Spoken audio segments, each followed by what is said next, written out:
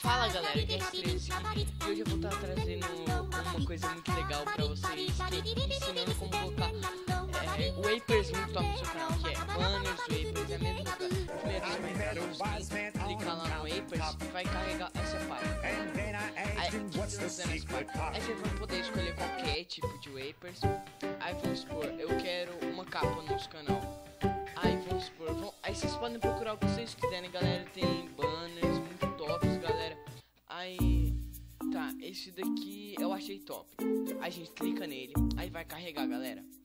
Tá carregando. Tá, aí aqui você vai escolher sua skin, você vai procurar qualquer nome, vou colocar o meu aqui que já tá marcado. Vai colocar pesquisar, galera, colocar player. Aí vai estar aqui, aí vai demorar um pouquinho, tá, galera? Vocês podem esperar, mas vai carregar, galera.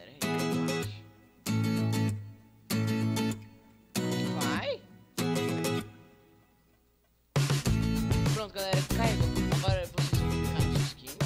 No caso, cliquei na minha. O que vocês vão fazer, galera? Agora vocês estão vendo que o seu skin tá aqui no seu waper. Agora eu queria estar falando uma coisa. Em capa de vídeo só pode ser 1280 por 720. Mas pra colocar com capa de canal pode ser essa mesmo. Aí vocês vão clicar nela.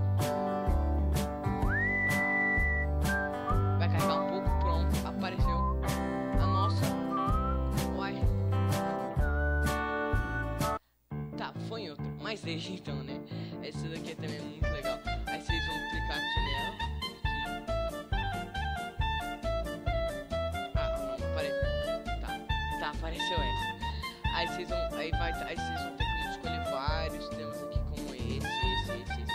Que é a cor, que é mais ou menos como a cor do seu waper, do seu banner vai ficar.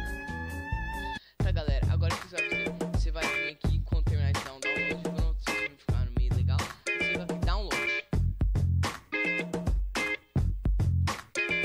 Vou clicar duas vezes. É aí que vocês vão clicar pra fazer o download. E pronto, galera, foi feito. Já tá na minha galeria. Agora vocês podem entrar em qualquer lugar, em qualquer hora. Então é isso o vídeo. Espero ter ajudado muito vocês. Então é isso. Valeu, falou e fui. Fiquem com o vídeo. Tchau.